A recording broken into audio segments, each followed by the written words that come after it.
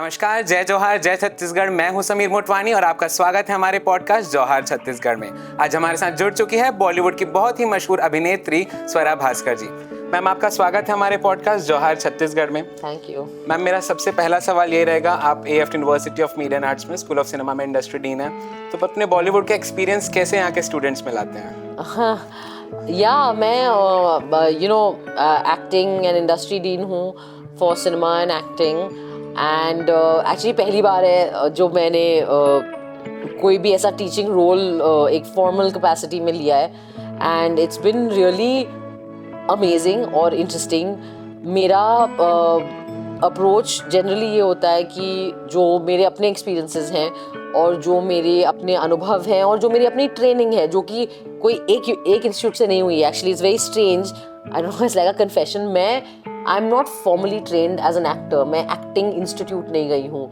मेरी formal training performing arts में actually as a classical dancer थी, भरतनाट्यम में। एंड लेकिन उसके बाद मैंने बहुत सारा कॉलेज में थिएटर किया, इप्टा के साथ JNU में, एक्ट 1 के साथ पंडित NK शर्मा के साथ दिल्ली में। एंड फिर मैं, चूँकि ये मेरी बहुत बड़ी इनसिक्योरिटी थी, तो मैंने बहुत सारे वर्कशॉप्स किए हैं एंड अलग अलग जगहों में, लंदन में भी और इंडिया में भी, जहाँ पे आदिशक्ति करके जो एक पौंडीचेरी में इंस्टीट्यूट है, वो मेरा बहुत फॉर्मेटिव मेरे लिए इन्फ्लुएंस रहा है एक्टिंग एंड परफॉर्मेंस में। सो मैं अपने ये सारे एक्सपीरियंसेस को मैंने लेकर एक मॉड्यूल बनाया है एंड वो मॉड्यूल करीबन 10-12 दिन का है।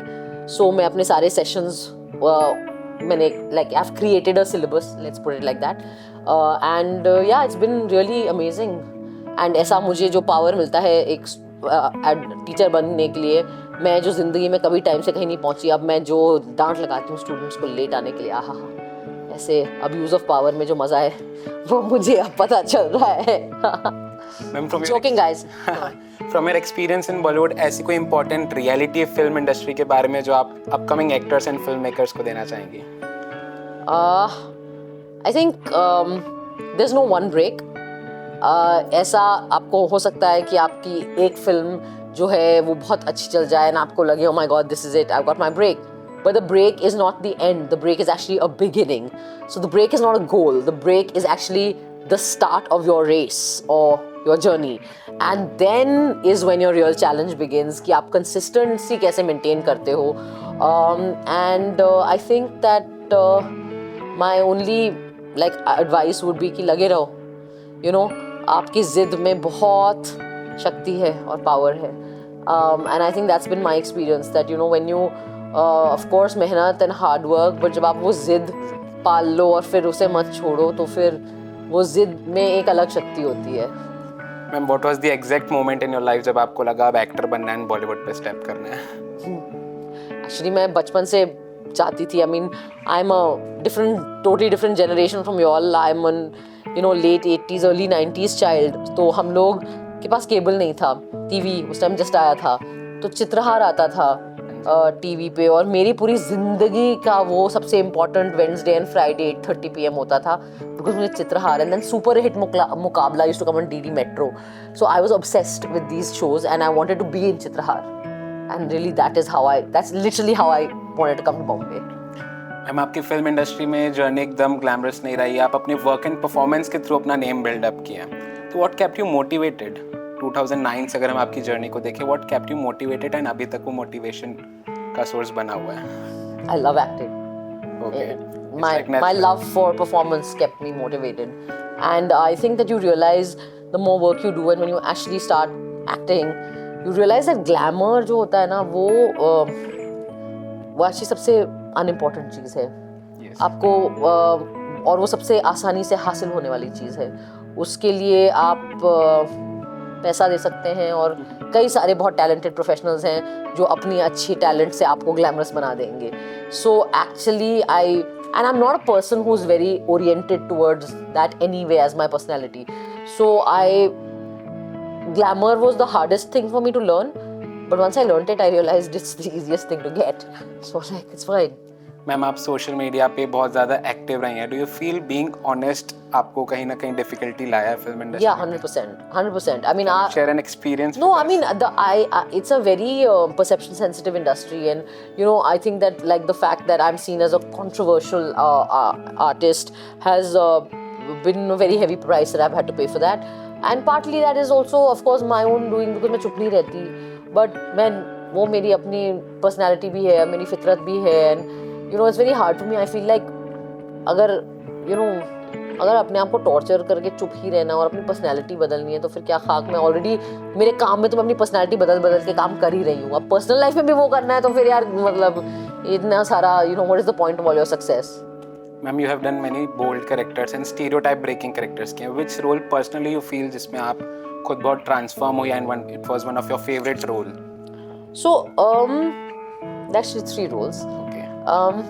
The first, which was emotionally very transformative for me, was Bindiya in Ranjana, because that just became a special junoon type character for me. Like मेरे सर पे ही अलग level पे सवार हो गई वो, and I think that it changed my understanding of love also.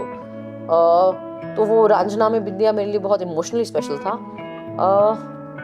नीलबटे सन्नाटा, which I think was my hardest role, because I always say कि अपने उम्र से कम उम्र प्ले करना आसान है क्योंकि वो आपके पास वो अनुभव हो चुके हैं लाइफ में, so you've had that experience, so you can go back to it and remember it, and oh that's how I felt when I first fell in love, that's how it felt in my first kiss, whatever.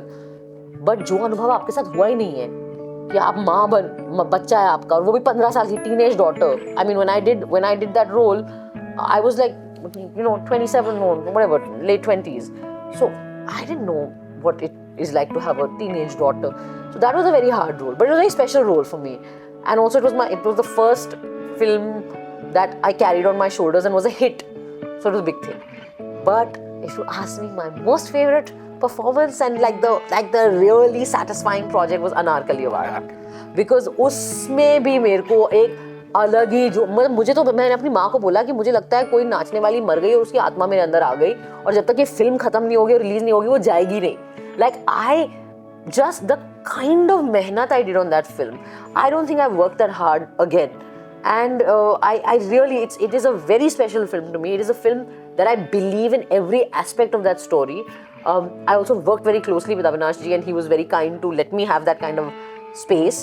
So I was very in every aspect of that film I was involved. And yeah, it's a really special film for me actually, Anarkali. One last question, ऐसी कोई movie जो आप बाद में regret किए, reject नहीं करना था, एंड वन मूवी जिसको आपको काइंड ऑफ लगा कि ये मूवी नहीं करनी थी? कोई ऐसी मूवी नहीं लगती मुझे जो नहीं करनी थी, क्योंकि मुझे लगता है कि समटाइम्स फिल्म वैसी नहीं टर्न आउट होती जैसी स्क्रिप्ट में आपको लगा था पोटेंशियल है. But that's a risk you have to take, because there are so many variables जो हमारे हाथ में नहीं होते. तो आई डोंट थिंक मैं कोई ऐसी फिल्म है जिससे मैं अशेम्ड हूँ या ऐसा कुछ. मतलब हाँ, कुछ एक ऐसे हर all of us have skeletons in our closet, तो वो तो मैं आपको नहीं बताऊंगी. हाँ, क्योंकि मैं नहीं चाहती कि और रीजन मिले मुझे ट्रोल होने का. But a film that I actually should have auditioned, I didn't even audition for it. I just told Anurag कि नहीं, मेरे को नहीं समझ आ रही है स्क्रिप्ट, मैं नहीं करूंगी. Was Devdi. Okay. And he'd offered me Kalki's role, and when I read the script, no, I didn't get it. But that was my mistake, because I didn't realize that Anurag का skill जो है ना, जो talent है, वो आपको script में नहीं पता चलेगा, because there is so much that he puts into the film that's not in the script. And after that, I have never been able to work with him for for whatever reasons. And I actually think that is the biggest, he is a director that I would have loved to work with. So Dev D was, I think that everybody did a great job, so it's not like that. तो कोई ऐसा बड़ा regret नहीं है, but हाँ, I should have auditioned at least ना, ये क्या कि मैं audition भी नहीं करूँगी. So that was stupid. तो हमारे साथ ही बॉलीवुड की मशहूर अभिनेत्री Swara Bhaskar ji, thank you so much ma'am अपने बिजी शेड्यूल से हमारे लिए टाइम निकालने के लिए एंड ये वंडरफुल कन्वर्सेशन के लिए. मिलते हैं जोहार छत्तीसगढ़ के अगले एपिसोड में. जय जोहार, जय छत्तीसगढ़, जय भारत.